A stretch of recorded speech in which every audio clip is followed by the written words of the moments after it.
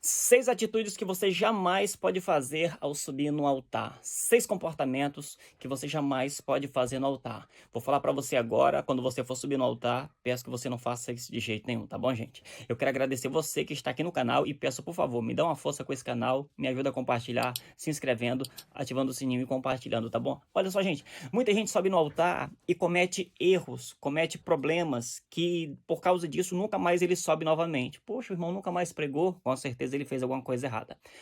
Primeira coisa que você jamais pode utilizar o altar para fazer isso é para soltar piada, para dar indireta no irmão, sabe? Você sabe do problema do irmão porque alguém te contou ou porque ele mesmo te contou.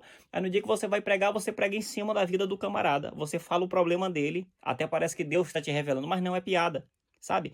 Você sabe que uma irmã cometeu um erro, você sabe que o irmão tem um comportamento assim, você fala, tem certos irmãos na igreja que quando chega na igreja, ele faz isso. Tem certas pessoas que fazem aquilo. Não, o púlpito não é para isso. Você tem a Bíblia para pregar, você tem a palavra de Deus para ministrar. Então evita a piada, tá bom, gente? A piada vai deixar as pessoas desejando que você desça dali.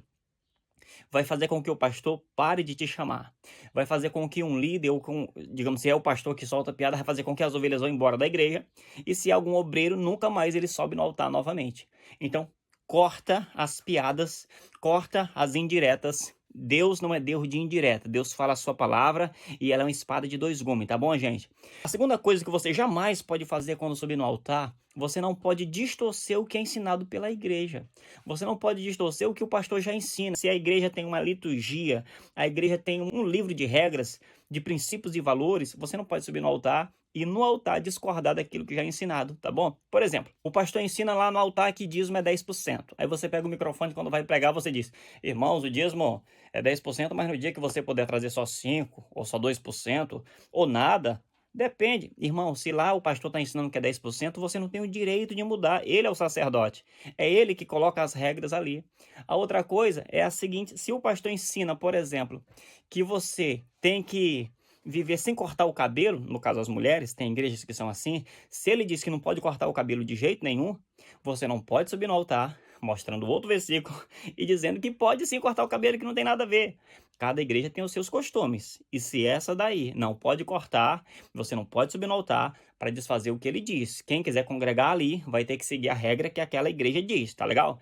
Então não pode desconstruir os costumes daquela igreja. Esse é o segundo.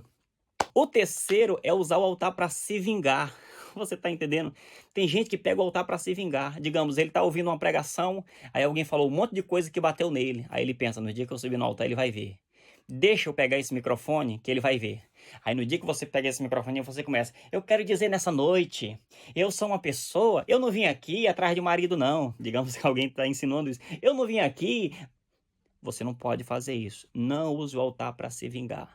Não use o altar para bater nas pessoas, sabe? De bater com força, porque geralmente a igreja só aceita pregação de exortação quando o pastor prega essa mensagem. Você está entendendo? Eles não aceitam que outro faça isso. Raramente alguém aceita. Existe aquele irmão que tem um chamado para exortar. Mas, em suma, quem faz isso é o pastor. Então não pegue o microfone da igreja para bater na igreja. Você tem que entender que a igreja é a igreja de Cristo, é a noiva de Cristo. Bater na noiva de Cristo é muito perigoso. Então pense isso. Não pegue o microfone para bater ou para se vingar, tá legal? A quinta coisa que você jamais pode fazer quando subir no altar, eu te recomendo que não faça, é chegar no altar para pregar e imitar outro pregador. Imitar, por exemplo, você lembra quando o Marco Feliciano começou a pregar, irmão, naquela época? O que tinha de gente no altar pregando igual o Marco Feliciano, língua de aço, queixo de concreto.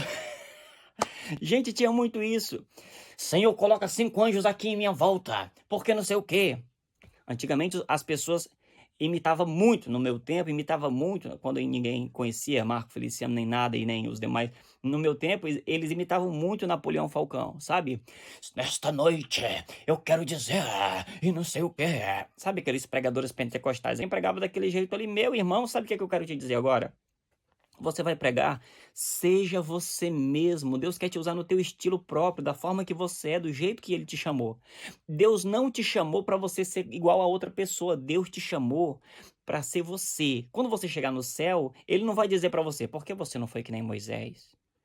Por que você não foi que nem o Napoleão Falcão? Por que você não foi que nem o Marco Feliciano? Por que você não foi que nem o Silas? Por que você não foi que nem Elias? Não, ele vai dizer, por que você não foi você mesmo? Por que você não cumpriu o seu chamado? Você tá entendendo? Então você não precisa imitar ninguém. Deixa o Espírito Santo te usar do teu jeito. Se você é aquele cara que tem, ou aquela irmã, que tem aquela pregação mansa e tranquila, prega do teu jeito. Se você é aquela pessoa que prega mais avivadamente, tem uma pregação mais forte, com um tom de voz mais alto e fala mais rápido, prega do teu jeito. Independente do tom da tua voz, se não tiver unção, não vai acontecer nada. Mas independente do tom da tua voz, se tiver unção, você vai estar só conversando, o irmão tá morrendo de chorar e falando em línguas. Você tá entendendo? Então pensa nisso aí também. Não precisa imitar ninguém. E para concluir, eu quero colocar aqui para você, quando você subir no altar, não use um tempo que não é seu. Meu irmão, suba no altar e fale logo para o pastor, pastor, qual é o meu tempo? Se ele te der 1 hora, pregue 1 hora. Se ele te der meia hora, pregue meia hora. Se ele te der 10 minutos, se vira para pregar em 10 minutos. Você está entendendo? Se ele falar assim, ó, me dê o microfone faltando 10 minutos para as 9 horas, quando faltar esse tempo, dê o microfone na mão dele. O pastor ainda tem que dar aviso, o pastor tem que orar por alguém. De repente tem alguém que vai fazer a leitura de uma ata. Tem um irmão que estava esperando para cantar um playback. Tem um irmão que estava doido para dar uma saudação. E você não deixou porque você pregou demais. Não existe aquela conversa furada. Meu irmão, olha só, passou do horário porque Deus trabalhou demais. Passou, foi até 10 horas, foi até 11 horas. Eu não acredito nisso, tá bom? A Bíblia diz que o Espírito é sujeito ao profeta. A Bíblia diz que é tudo com decência e ordem, tá bom? A Bíblia é assim, que você tem que se organizar e que o nosso culto é racional. Você tem que saber o que você está fazendo. Não é todo mundo cai em transe e ninguém sabe o que está acontecendo. Isso não existe. Nunca você vai ver isso na Bíblia, nos cultos que Jesus realizou, nos ensinamentos que Jesus realizou, os apóstolos. Nunca você vai ver isso. Então, foi dado um tempo para você. Seja fiel àquele tempo. Pastor, quanto tempo? Meia hora.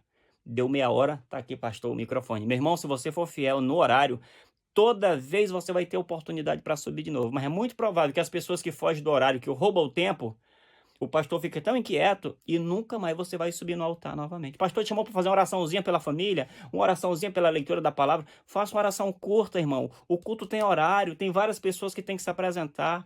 O tempo é dos outros, o tempo não é só teu. Meus queridos, esses são os 6 pontos que eu queria falar para você hoje, tá bom? Que Deus te abençoe. Clica aí no gostei e me dá uma força. Deus abençoe. Tchau, tchau.